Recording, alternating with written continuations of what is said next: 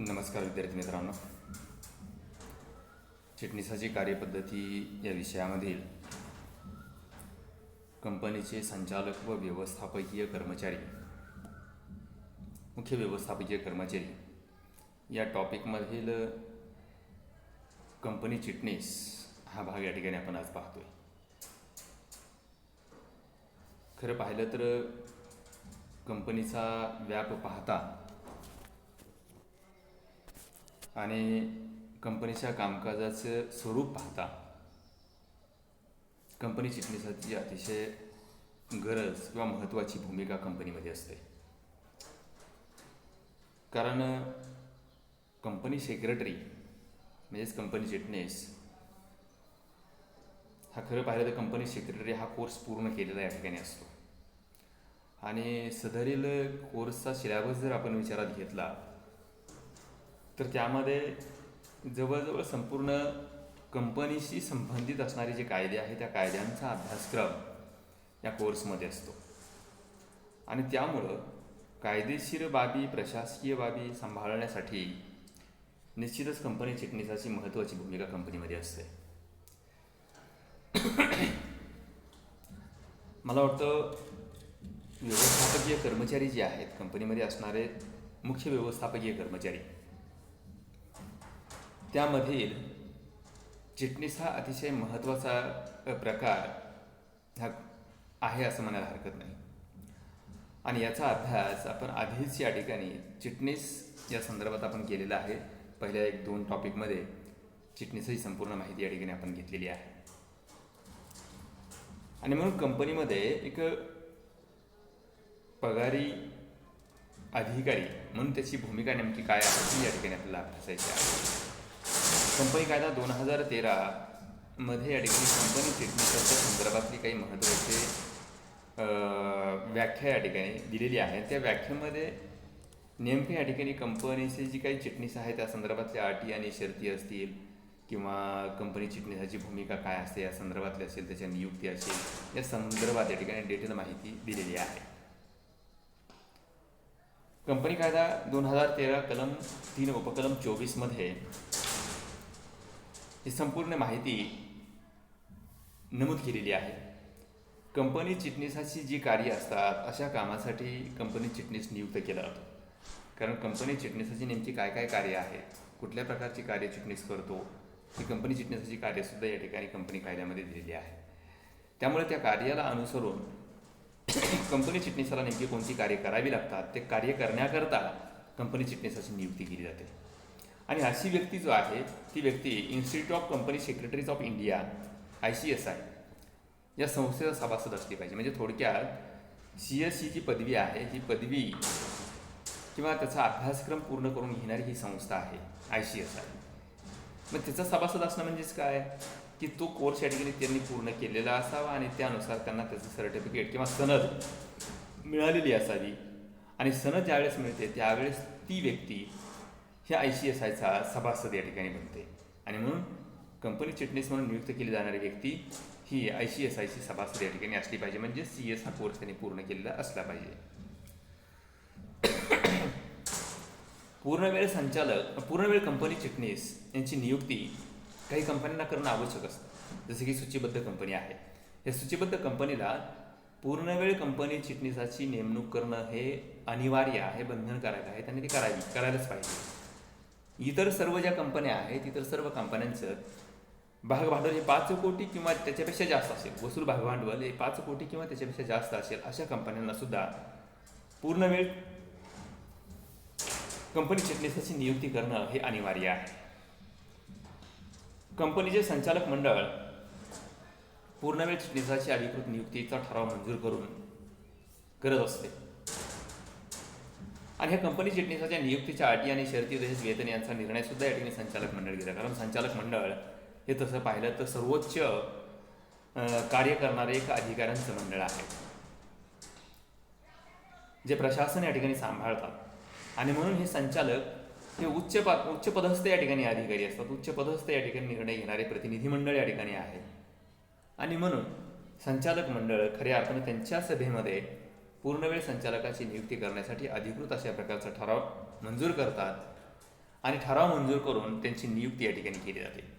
परंतु ही नियुक्ती करत असताना कंपनी चिटणीसाच्या नियुक्तीच्या अटी आणि शर्ती ठरवणं, त्याचबरोबर त्यांचं जे काही वेतन आहे ते वेतन ठरवणं, यासाठी सुद्धा संचालक मंडळच या ठिकाणी निर्णय घेत असतं. पूर्णवेळ चिटणीस एकाच वेळी एकापेक्षा जास्त कंपन्यांमध्ये चिटणीस म्हणून काम करू शकत नाही, कारण तो पूर्णवेळ चिटणीस आहे. तो पगार या ठिकाणी घेतोय, त्याचं वेतन घेत असतो, त्यामुळे तो एकापेक्षा जास्त कंपन्यांमध्ये कधीही या ठिकाणी चिटणीस म्हणून काम करू शकत नाही. पूर्णवेळ चिटणीस कंपनीचा संचालक बनू शकतो. पूर्णवेळ चिटणीस कंपनीचा संचालक बनू शकतो, पण त्यासाठी संचालक मंडळाची अनुमती लागते किंवा संचालक मंडळाची परवानगी किंवा मंजुरी या ठिकाणी घेणं आवश्यक असतं. आता कंपनीच्या प्रथम चिटणीसाची नेमणुकीच्या संदर्भात जर आपण विचार केला तर कंपनीच्या प्रथम चिटणीसाची नेमणूक ही प्रवर्तकाद्वारे केली जाते. आता हे प्रवर्तक कोण?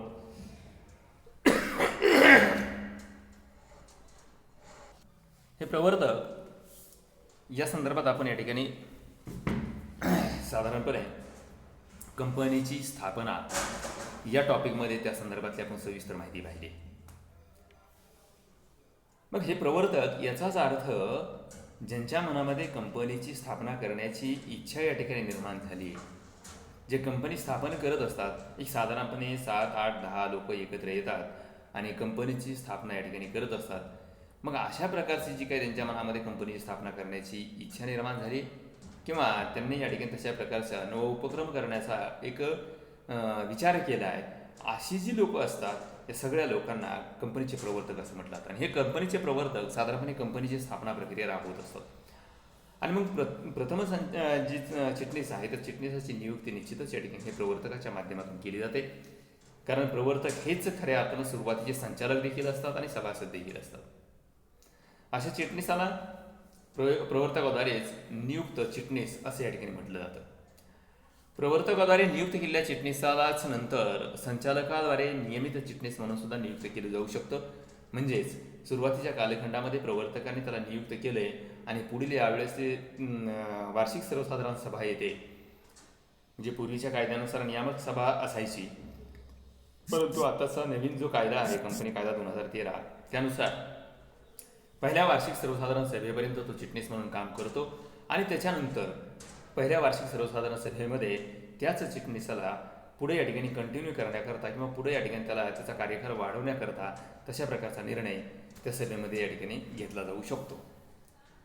प्रवर्तकाद्वारे नियुक्त चिटणीस कंपनीच्या स्थापनेशी संबंधित सर्व औपचारिकता पूर्ण या ठिकाणी करण्यास मदत करतो. म्हणजे सगळ्यात सुरुवातीला कंपनीच्या स्थापना प्रक्रियेमध्ये जे जे काही वेगवेगळ्या प्रकारचे कामं असतील कायद्यानुसार ते सर्व कामं किंवा सर्व कार्य करण्याकरता निश्चितच या ठिकाणी प्रवर्तकाद्वारे नियुक्त केलेला प्रथम चिटणीस निश्चितच या ठिकाणी मदत करतो असं म्हणायला हरकत नाही.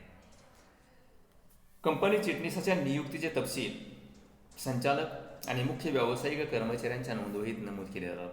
जे मुख्य या ठिकाणी व्यावसायिक कर्मचारी जे आहेत त्या मुख्य व्यावसायिक कर्मचाऱ्यांच्या नोंदवहीमध्ये किंवा संचालकांच्या नोंदवहीमध्ये कंपनी चिटणीसाची नोंद या ठिकाणी केली जाते किंवा त्याच्यामध्ये ते नमूद केले जातात. साधारणपणे याच्यानंतर आपण खऱ्या अर्थानं कंपनी चिटणीसाची कंपनीमध्ये नेमकी भूमिका काय आहे या संदर्भामध्ये आपण चर्चा करणार आहोत. म्हणजे थोडक्यात कंपनीचं प्रशासन करत असताना त्या प्रशासनामध्ये कंपनी चिटणीसाची अत्यंत महत्त्वाची भूमिका या ठिकाणी असते. ही भूमिका त्यांची 3 प्रकारामध्ये या ठिकाणी विभागली जाते. एक तर वैधानिक अधिकारी, दुसरा समन्वयक अधिकारी आणि तिसरं प्रशासकीय अधिकारी. वैधानिक अधिकारी म्हणजेच या ठिकाणी वैधानिक अधिकाऱ्याच्या भूमिकेत जर आपण विचार केला तर कंपनीचा महत्त्वाचा अधिकारी असल्यानं कायद्यातील तरतुदींची पूर्तता करण्याची जबाबदारी सर्वस्वी चिटणीसाकडे असते. त्याचं कारण असं आहे, कायदेशीर बाबींची पूर्तता करण्यासाठीच कंपनी चिटणीसाची नियुक्ती केली जाते. कारण का तर कंपनी चिटणीसाचं जी काही या ठिकाणी तुमचे CSE पदवी आहे त्या पदवी धारण करत असताना जो सिलॅबस असतो, जो अभ्यासक्रम आहे त्याच्यामध्ये संपूर्ण कायद्याचं ज्ञान या ठिकाणी असतं, कायद्याची माहिती त्याच्यामध्ये संपूर्ण असते आणि म्हणून कायद्याची ज्ञान आणि कायद्याची माहिती सगळ्या कायद्यांचा अभ्यास या ठिकाणी असल्या कारणानं तो कायदेशीर बाबीमध्ये तज्ज्ञ असतो आणि म्हणून त्याला कायदेशीर जी काय बाबी आहेत, कायदेशीर तरतुदींची पूर्तता करण्याची जबाबदारी ही चिटणीसावर या ठिकाणी येत असते. त्यानंतर कागदपत्रांचे किंवा दस्तऐवजांचं प्रमाणीकरण करण्यासाठी स्वाक्षरी करणं. जे काही महत्त्वाचे वैधानिक अशा प्रकारचे दस्तऐवज असतात, जी कागदपत्र असतात, वेगवेगळे करार असतील, घटनापत्रक असेल, नियमावली असेल, माहितीपत्रक असेल, हे जे काही महत्त्वाचे दस्तऐवज असतात किंवा तुमची जी काही वार्षिक विवरणपत्रके असतात, त्या सगळ्यांचं या ठिकाणी व्यवस्थितपणे प्रमाणीकरण करण्यासाठी त्याला स्वाक्षरी करण्याचा अधिकार या ठिकाणी असतो. तो एक या ठिकाणी महत्त्वाचं भूमिका तो निभावत असतो. वार्षिक विवरणपत्रांचे स्वाक्षरी करून नोंदणीय अधिकाऱ्याकडे दाखल करणं. खरं पाहिलं तर वार्षिक विवरणपत्रे तयार कोण करतं, तर कंपनीमध्ये असणारा जो काही फायनान्स डिपार्टमेंट आहे किंवा अकाउंट्स डिपार्टमेंट म्हणता येईल, फायनान्स नाही, अकाउंट्स डिपार्टमेंट. हे अकाउंट्स डिपार्टमेंट या ठिकाणी संपूर्णपणे कंपनीच्या कामकाजाचा आढावा घेऊन सगळे हिशोब या ठिकाणी एकत्रित करून वार्षिक आर्थिक विवरणपत्रे हे तयार करत असतात. आणि ते तयार केल्यानंतर खऱ्या अर्थानं त्याचं ऑडिट होतं, लेखापरीक्षण होतं. आणि लेखापरीक्षण झाल्यानंतर मग खऱ्या अर्थानं त्याच्यावरती त्या म्हणजे थोडक्यात 2 संचालक, त्याचबरोबर तुमचा जो अंकेक्षक आहे किंवा ऑडिटर आहे त्याची सही, 2 संचालकांची आहे, त्याच्याबरोबर चिटणीसाची सही, अशा प्रकारच्या सह्या करून ही वार्षिक विवरणपत्रे कंपनीच्या नोंदणी अधिकाऱ्याकडे दाखल करावी लागतात. ते कामसुद्धा, ती जबाबदारीसुद्धा किंवा ते या ठिकाणी त्याची भूमिका तिथंसुद्धा या ठिकाणी महत्त्वाची आहे, ते दाखल त्याला करावं लागतं. त्यानंतर वैधानिक पुस्तकांचं जतन करणं. उदाहरणार्थ कंपनीच्या सर्वसाधारण सभा असतील, संचालक मंडळाच्या सभा असतील किंवा इतर जे काही समिती सभा असतात, वेगवेगळे जी काही गट आहेत त्या गटांच्या सभा असतील, त्या सभांचं इतिवृत्त तयार करणं आणि ते इतिवृत्त जतन करून ठेवणं. त्याचबरोबर सभासदांची नोंदवही असेल, कर्जरोखेधारकांची नोंदवही असेल, संचालक मंडळाची नोंदवही असेल, मुख्य व्यवस्थापकीय अधिकारी जे आहेत त्यांच्या नोंदवह्या असतील, ही जी वैधानिक पुस्तकं आहेत सगळी, ह्या वैधानिक सगळ्या पुस्तकांचं जतन करण्याचं काम चिटणीसाला या ठिकाणी करावं लागतं. कारण ते या ठिकाणी खूप जबाबदारीचं काम आहे. कारण ह्या नोंदवह्या जतन करून ठेवल्या तरच तुम्हाला भविष्यकाळामध्ये जे काही या ठिकाणी कुठल्याही कायदेशीर बाबी किंवा मतभेद निर्माण होतील, कुठंतरी या ठिकाणी न्यायालयीन या ठिकाणी कुठले खटले दाखल होतील, अशा परिस्थितीमध्ये तुम्हाला हेच या ठिकाणी वैधानिक पुस्तकं अतिशय महत्त्वाची असतात. कारण त्याच्या माध्यमातूनच तुम्हाला जी काही पुरावे असतील ते पुरावे या ठिकाणी सादर करता येतात, लिखित स्वरूपातील ते पुरावे असतात. आणि त्यामुळे अशा प्रकारचे वैधानिक पुस्तकं जी आहेत त्याचं जतन करणं, त्याचा सांभाळ करणं हे काम या ठिकाणी चिटणीसाचं आहे आणि तिथं त्याची महत्त्वाची भूमिका या ठिकाणी असते. त्यानंतर कायद्यातील तरतुदींचं अनुपालन झाल्याची खात्री करणं. आता साधारणपणे कायद्याचं त्याला ज्ञान असल्याकारणानं, कायदेशीर बाबतीमध्ये तो तज्ज्ञ असल्याकारणानं इथं या ठिकाणी खऱ्या अर्थानं कंपनीच्या माध्यमातून जे वेगवेगळे विभाग असतील, कारण कंपनीमध्ये वेगवेगळे विभाग आहेत. कंपनी म्हणजे काही एका विभागाच्या माध्यमातून चालत नाही. पर्सनल डिपार्टमेंट असेल, परचेस डिपार्टमेंट असेल, सेल्स डिपार्टमेंट असेल किंवा तुमचं प्रोडक्शन डिपार्टमेंट आहे, फायनान्स डिपार्टमेंट आहे, अकाउंट्स डिपार्टमेंट आहे, मार्केटिंग डिपार्टमेंट आहे, हे सगळे जे डिपार्टमेंट्स आहेत त्या डिपार्टमेंटच्या माध्यमातून कंपनीचं या ठिकाणी व्यवस्थापन होत असतं. अशा परिस्थितीमध्ये सगळ्या डिपार्टमेंटने जे काही कामकाज करत आहेत त्या सगळ्या डिपार्टमेंट खऱ्या अर्थानं कायदेशीर तरतुदींचं पालन करून या ठिकाणी ते डिपार्टमेंट कामकाज सांभाळत आहेत का, संपूर्ण कामकाज तशा पद्धतीचं होते का, याची खात्री करण्याचं काम एक प्रमुख अधिकारी या नात्यानं चिटणीस या ठिकाणी करत असतो. आणि त्यामुळे चिटणीसाची तिथं सुद्धा महत्त्वाची भूमिका आहे की कायदेशीर तरतुदींचं पालन या ठिकाणी होतंय किंवा नाही याची खात्री या ठिकाणी चिटणीसाला करावी लागते. तिथेही त्याची भूमिका अतिशय महत्त्वाची असते. त्यानंतर समन्वयकाची भूमिका दुसरा मुद्दा आहे. संचालक मंडळ तसं पाहिलं तर हे सर्वोच्च प्रशासकीय अधिकाऱ्यांचं मंडळ आहे आणि त्यामुळे कंपनीची धोरणं ठरवणं असेल, हे धोरणं ठरवण्याचं काम हे संचालक मंडळ करतं आणि या धोरणांची अंमलबजावणी करणं हे कंपनीच्या चिटणीसाचं कर्तव्य आहे. कारण कंपनीचा चिटणीस हा प्रकारे नोकर तर आहे, तो एक प्रशासकीय अधिकाऱ्याच्या लेवलचा, वरिष्ठ पातळीवरचा या ठिकाणी तो व्यक्ती आहे आणि त्यामुळं धोरणात्मक निर्णय घेण्याचा जो अधिकार आहे तो धोरणात्मक निर्णय घेण्याचे अधिकार, धोरण ठरवण्याचे अधिकार हे संचालक मंडळाला असतात आणि त्या धोरणांची अंमलबजावणी करून घेण्याचं काम चिटणीसाचं असतं. तो काय अंमलबजावणी करत नाही, मात्र तो अंमलबजावणी करून घेतो.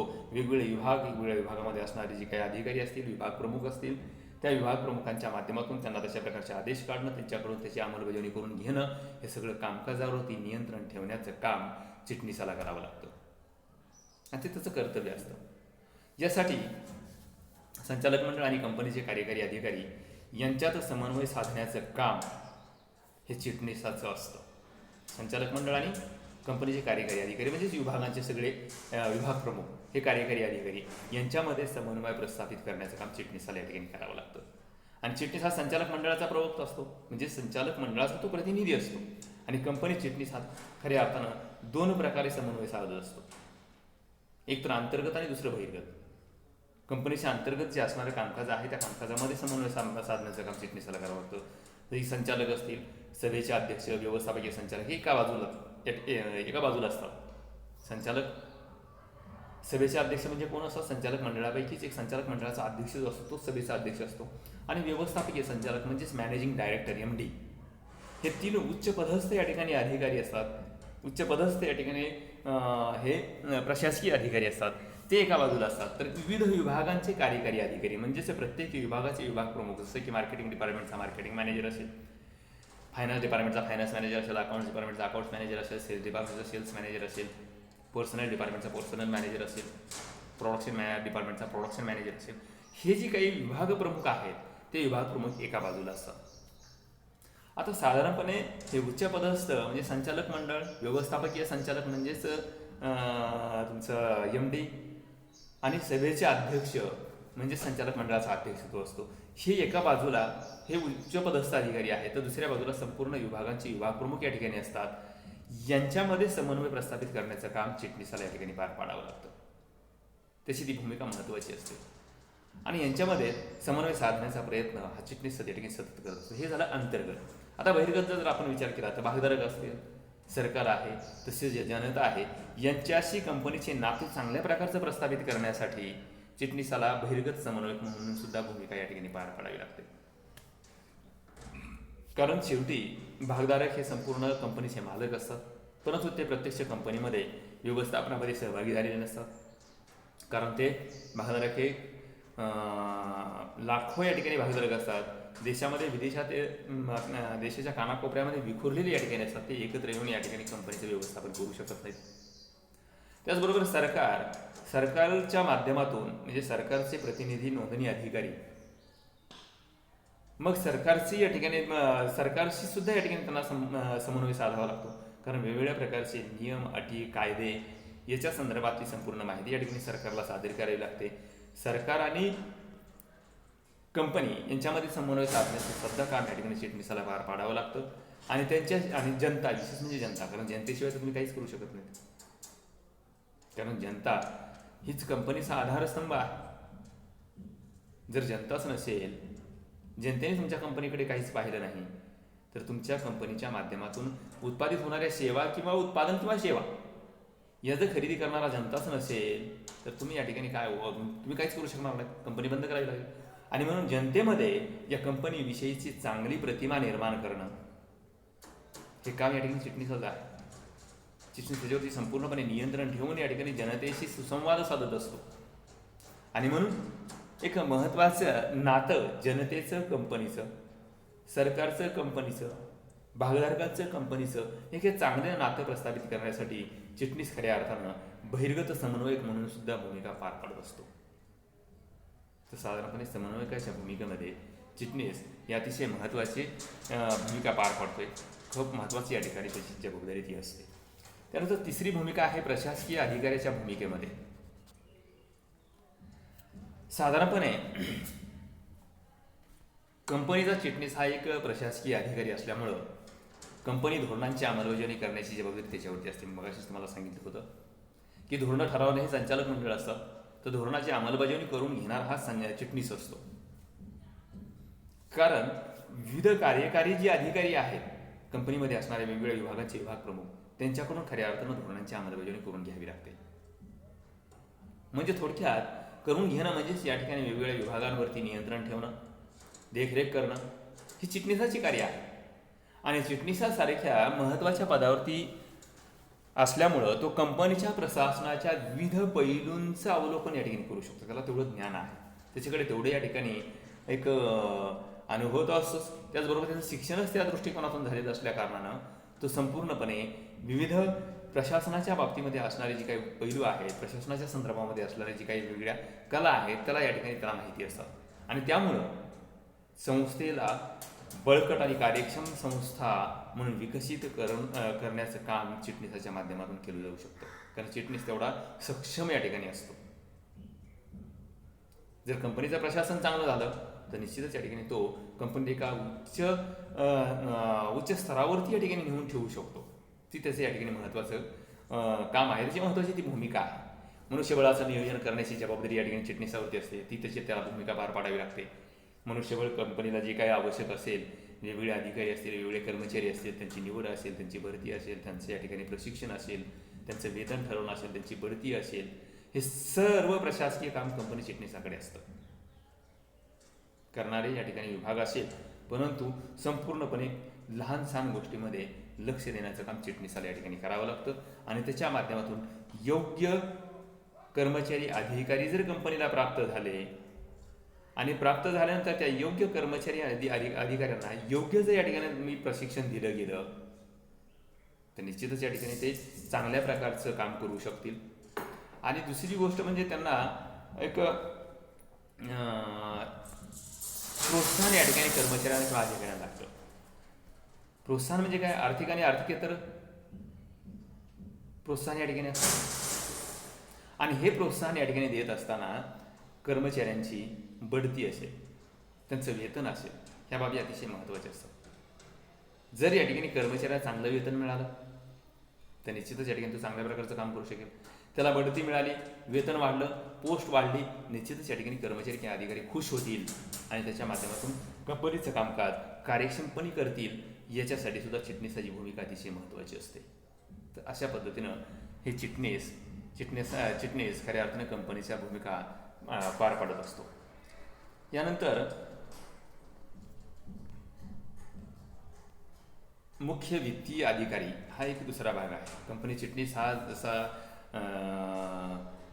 अधिकारी आहे, मुख्य व्यवस्थापकीय अधिकाऱ्यांमधला एक तो भाग आहे. तसंच मुख्य व्यवस्थापकीय अधिकाऱ्यामधलं मुख्य वित्तीय अधिकारी म्हणजेच त्याला आपण म्हणतो CFO म्हणजे चीफ फायनान्शियल ऑफिसर. खरं पाहिलं तर हा चीफ फायनान्शियल ऑफिसर जे आहे, मुख्य वित्तीय अधिकारी, तो कंपनीचं पूर्णपणे आर्थिक दृष्टिकोनातून या ठिकाणी त्याच्याकडे आर्थिक बाबी या ठिकाणी असतात. कंपनीची संपूर्ण अर्थव्यवस्था त्याची जबाबदारी या ठिकाणी ही मुख्य वित्तीय अधिकारी या ठिकाणी असते.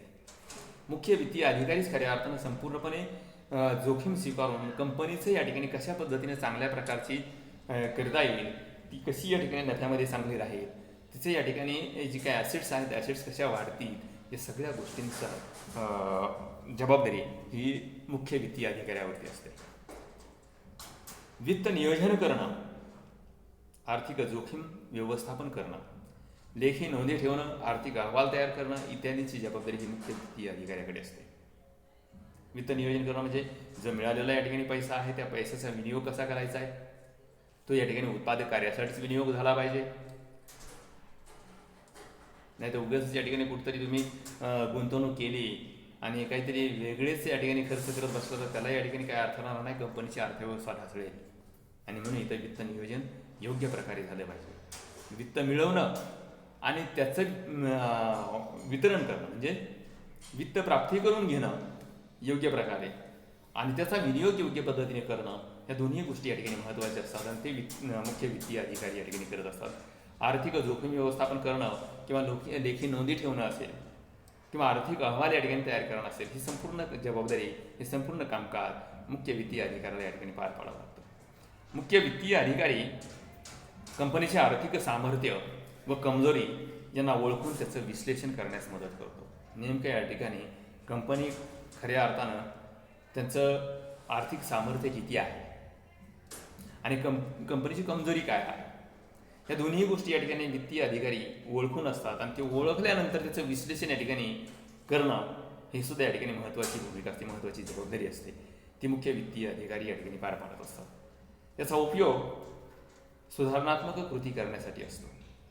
कारण जर काही या ठिकाणी आर्थिक सामर्थ्य तुमचं चांगलं असेल आणि काही कमजोरी असेल तर ते कमजोरी भरून काढण्याचं काम या ठिकाणी केलं जातं. म्हणजे सुधारणात्मक कृती करण्याकरता हे विश्लेषण अतिशय महत्त्वाचं आहे. मुख्य वित्तीय अधिकाऱ्याने दिलेली माहिती संचालक अहवाल बनवण्यासाठी आधारभूत होते. तर शेवटी संचालकांचा अहवाल म्हणजे संचालक मंडळाने वर्षभरामध्ये नेमकं या ठिकाणी काय कामकाज केलं, कंपनीने वर्षभरात काय कामकाज केलं, त्याचा आढावा घेण्यासाठी संचालक मंडळ या ठिकाणी अहवाल करत असतं. मात्र संचालक मंडळाला वेगवेगळ्या विभागामधून माहिती येत असते. तसेच या ठिकाणी वित्त विभागाकडून सुद्धा माहिती या ठिकाणी संचालक मंडळाला दिली जाते.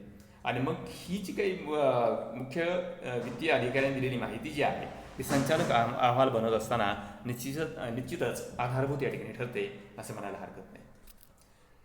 कंपनीचे आर्थिक माहिती अचूकपणे व वेळेवर सादर करण्याची जबाबदारी मुख्य वित्तीय अधिकाऱ्यांची असते. कंपनीची जी काही आर्थिक घडामोडी असतील किंवा फायनान्शियल जी काही वेगवेगळ्या बाबी असतील त्याची अचूक अशा प्रकारची माहिती आणि वेळेवर सादर करण्याची जबाबदारी ही मुख्य वित्तीय अधिकाऱ्यांची असते. कारण शेवटी काय तुमचं अकाउंट्स डिपार्टमेंटसुद्धा यांच्या अंतर्गत या ठिकाणी असतं. आणि म्हणून अशी संपूर्ण आर्थिक माहिती अचूकपणे आणि वेळेवर सादर करण्याची जबाबदारी ही मुख्य वित्तीय अधिकाऱ्यांच्या ठिकाणी असते. मुख्य वित्तीय अधिकारी कंपनीचा नियमित कर्मचारी असतो. नियमित कर्मचारी म्हणजे पगारी नोकरदार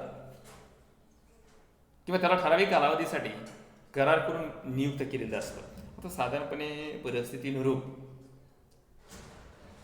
हे मुख्य वित्तीय अधिकारी कशा पद्धतीने नियुक्त कराल ती कंपनीवरती अवलंबून असतं. तो एक नियमित अधिकारी या ठिकाणी असू शकतो. Financial officer, chief financial officer ह्या या ठिकाणी नियमित या ठिकाणी कर्मचारी देखील असू शकतो किंवा त्याला ठराविक कालावधीसाठी एक करार करून त्याची नियुक्ती केलेली असू शकते. असंही या ठिकाणी असू शकतं. मुख्य वित्तीय अधिकारी हा संचालक असण्याची आवश्यकता नसते. तर संचालक हा वेगळा भाग आहे. त्यामुळं संचालक मंडळ हे वेगळं आहे, संचालक हे वेगळं आहे. मुख्य वित्तीय अधिकारी हा संचालक असण्याची आवश्यकता नसते. तो या ठिकाणी त्याची निवड करून त्याची भरती या ठिकाणी केली जाते. त्याची नियुक्ती संचालक मंडळाच्या माध्यमातून केली जाते आणि म्हणून तो पगारी नोकरदार आहे. त्यामुळे तो संचालक असण्याची आवश्यकता नसते. कंपनीच्या आर्थिक निवेदनाच्या लेखापरीक्षणावरती स्वाक्षरी करण्याची जबाबदारी मुख्य वित्तीय कर्मचारीची असते. म्हणजे कंपनीचं वर्षभरामधील जी काही या ठिकाणी कामकाज सांभाळलेलं आहे, जे काही कामकाज केलेलं आहे त्या कामकाजाचा पूर्ण आढावा घेण्याकरता कंपनी संपूर्ण अकाउंट्स लेखन केलेलं असतं. म्हणजे अकाउंट रायटिंग केलेली असते आणि ते अकाउंट रायटिंग झाल्यानंतर तसं लेखापरीक्षण म्हणजेच या ठिकाणी ऑडिट केलं जातं. आणि मग ऑडिट केल्यानंतर ऑडिटचा रिपोर्ट हा ऑडिटर देत असतो. त्याच्यावरती ऑडिटर त्याचबरोबर मुख्य वित्तीय अधिकारी यांच्या सह्या या ठिकाणी असतात. त्याचबरोबर 2 संचालक आणि चिटणीस यांच्याही सह्या या ठिकाणी असतात. आणि म्हणून हे संपूर्ण जे काही तुमचा वित्तीय अहवाल असतो त्या वित्तीय अहवालाची संपूर्ण जबाबदारी ही खऱ्या अर्थानं मुख्य वित्तीय अधिकाऱ्याची असते असं म्हणायला हरकत नाही. तर या ठिकाणी आपला हा टॉपिक इथं संपवतोय. कंपनीचे संचालक व मुख्य व्यवस्थापकीय अधिकारी हा टॉपिक जो आहे हा टॉपिक इथं संपवतोय. या ठिकाणी आपण थांबूया. आपणाला जर माझा व्हिडिओ आवडला असेल तर लाईक करा आणि माझ्या यूट्यूब चॅनलला सबस्क्राईब करायला विसरू नका. धन्यवाद.